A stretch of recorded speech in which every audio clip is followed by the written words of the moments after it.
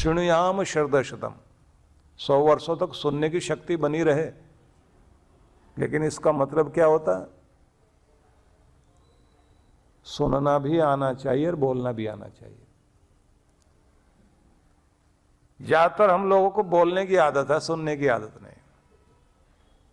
हालांकि पति पत्नी एक दूसरे को बोल रहे होते हैं, सुनो जी। अब सुनो जी बोलते जरूर है, लेकिन जिसको कहते हैं ना सुनो जी, वो भी नहीं सुनता, और जो बोल रही है वो भी नहीं सुनते। और कभी कभी तो बड़ा अजीब देखने को आता है,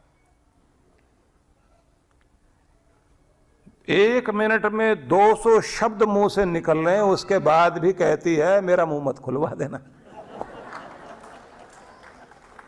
1 मिनट में 200 शब्द निकल रहे हैं, बंद होने का मतलब नहीं, और फिर भी कहती मुंह मत खुलवा देना। फिर अभी क्या शुरू हुआ है? तो बोलने में माहिर सब, सुनने को तैयार नहीं। जब आप सुनने को तैयार होते हैं, लेकिन कहा गया समश्रुते न गमे मही मां श्रुते न विरादसी, ये भी वेदों का संदेश है कि जो उपयुक्त अमृत वचन है उसको सुनने वाले बन जाएं, और जो सुना गया उसको अपनाकर जिंदगी को धन्य करने वाले बने। मां श्रुते न विरादसी, जो पवित्र संदेश है उसके विपरीत ना चलें। तो 100 वर्षों तक अपने सुनने की भी शक्ति बनाए रखें। मैं एक निवेदन करूंगा सभी से, ज्यादातर कोशिश कीजिए कि मोबाइल फोन को कम से कम सुना जाए। अगर सुनना पड़ता है तो कोशिश कीजिए स्पीकर फोन खोल के सुने, और अगर फिर भी सुनना पड़े कान में लगा के, जरूरी चीजें होती हैं करनी होती हैं आपको, तो ये प्रयास कीजिए कि नाप तोल कर बात हो जाए, जिससे फालतू में आप अपने कान खराब ना करें। ये मोबाइल फोन ने भी बहुत लोगों के कान छीन लिए हैं, बहुत बड़ा प्रभाव डालता है, बहुत असर पड़ता है। अब तो बहुत सारे तरीके बताए जा रहे हैं कि ये लगा के सुने, ऐसे करके सुने तो अच्छा है। दूसरी चीज है कि जब फोन आए ऑफिस में काम करते करते खड़े हो जाओ और वहीं टहलते टहलते सुनो, क्योंकि आपकी कुर्सी भी आपको खा रही है, कुर्सी आपकी कमर को खा जाती है। और जो लोग अपनी पैंट में पीछे पर्स वर्स भर के रखते हैं और बैठते हैं, उनका L4 L5 जरूर असर आता है। जो आपका आपकी रीढ़ है ना, स्पाइनल कॉर्ड, उस पर असर आने लग जाता है, आपका पोस्चर बिगड़ेगा। और कंप्यूटर तो और कमाल कर रहा है, क्योंकि आप सामने रख करके जहां आंखों पर असर आ रहा है वहां सर्वाइकल भी होगा जरूर। तो सार में ये कहना चाहता हूं कि जीने की कामना भी करें, सुनने की भी इच्छा रखें, लेकिन एक बड़ा सुंदर संदेश है, अदीना श्याम शरद शतम, 100 वर्षों तक स्वाधीन होकर जिए, आत्मनिर्भर होकर के जिए। 100 वर्षों तक आप खुद पर निर्भर होकर के जिए। मतलब ये है कि आपको किसी के सहारे की जरूरत ना पड़े, आप 100 वर्षों तक आपका शरीर साथ देता रहे। अपने शरीर को इस लायक बनाएं जरूर, और ये तब बनता है जब आप शरीर को लचीला भी बनाएं, कार्डियो एक्सरसाइज भी करें, स्ट्रेचिंग भी करें, प्राणायाम भी करें, अपने मसल्स वगैरह को आप काम देते रहें। उचित आराम, उचित आहार और उचित देखरेख अगर आप अपनी करते हैं, अपने लिए समय निकालते हैं, तो ये बात ध्यान रख लीजिए कि आपका शरीर आपके लिए उपयोगी बना रहेगा। नहीं तो किसी दिन घुटनों ने ये कह दिया कि मित्र मैंने बहुत साथ दिया आपका, अब साथ नहीं दे सकता, क्योंकि आपने बहुत अत्याचार किए हमारे ऊपर। अब आप जो है, अभी तक हम आपको ढोते थे और आपकी मस्तानी चाल थी, अब असली वाली चाल अब दिखाई देगी। तो आदमी जो घसीट के चलता है ना टांग को, आप लोग देखते हैं ना कि बुजुर्ग आदमी जब चल रहा होता है तो बच्चे पूछ रहे होते हैं, आप शुरू से ऐसे ही चलते थे क्या? अब उनको क्या पता, बहुत अच्छी चाल थी, बहुत अच्छे दौड़ते भागते थे। लेकिन वही बात है, एक बुजुर्ग कमर झुकाकर चल रहा है और दशहरे के दिन कुछ बच्चे धनुष बाण लेकर खेल रहे हैं। दशहरे वाले दिनों के समय में आपने देखा होगा जगह जगह धनुष बाण वगैरह बिक रहे होते हैं और हर बच्चा जो है वो राम जी बनने की चेष्टा करता है उन दिनों। तो धनुष बाण लेकर के बच्चे खेल रहे हैं, तो उसकी झुकी हुई कमर देखकर बुजुर्ग की एक बच्चे ने पूछ लिया, बाबा ये कमान कितने में खरीदी है? कमान, कमर झुकी हुई है, बाबा ये कमान कितने में खरीदी है? बोले बेटा मुफ्त में मिलती है, एक दिन तुझे भी मिलेगी, पैसे देने की जरूरत नहीं है, ये तो हर एक को मिलती है।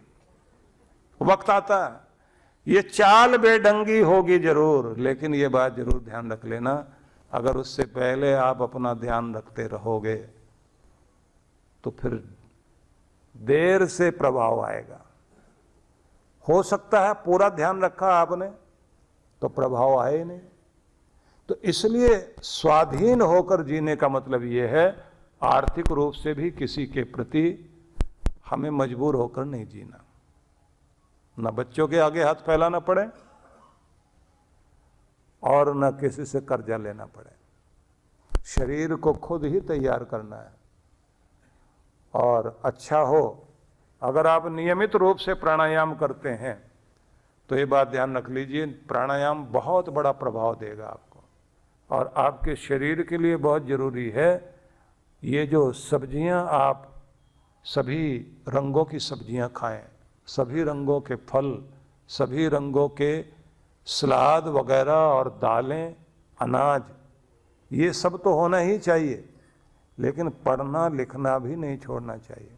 एक मंत्र और है वेदों में जिसमें ये कहा गया है, जीवे में शरदशतम बुद्धे में शरदशतम, 100 वर्षों तक बुद्धिमान बने रहें, समझदार बने रहें, अक्ल काम करती रहे। अक्ल काम तब करेगी जब पढ़ना लिखना जारी रहेगा।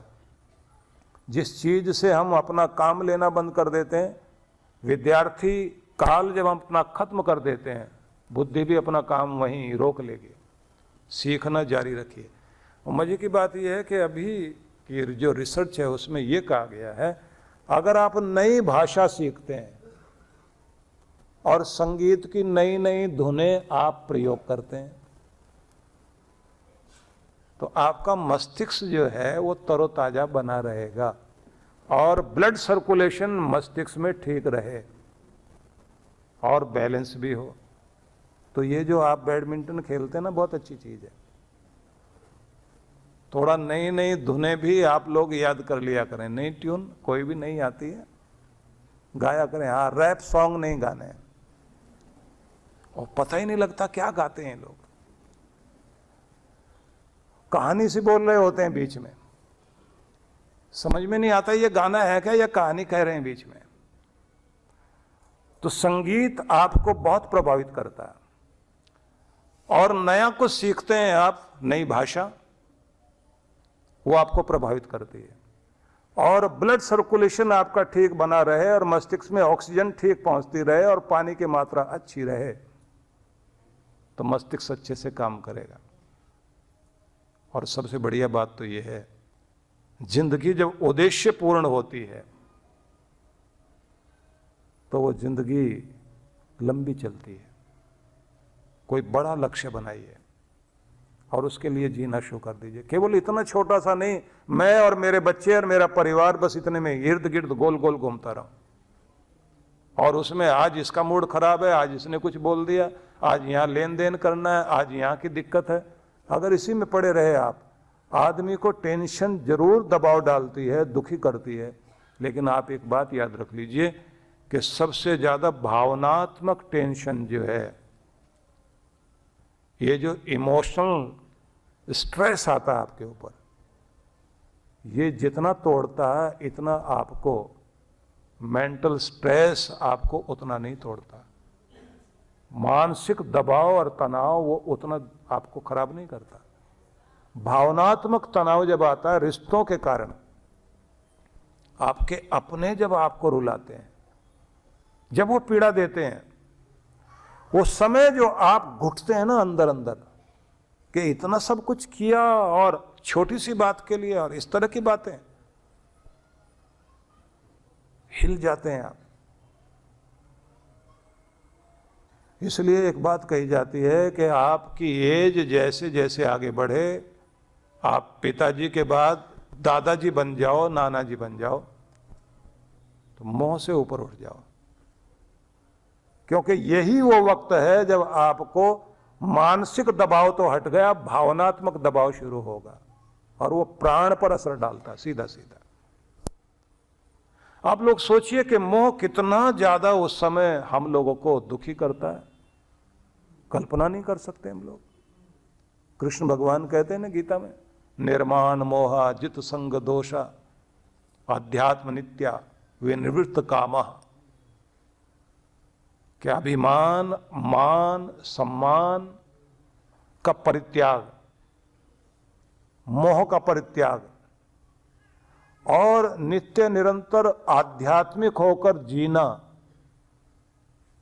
आयु के उस पड़ाव तक पहुंचते पहुंचते तो बिल्कुल हो जाना चाहिए जब आपके जीवन में उस अवस्था तक आप पहुंच गए।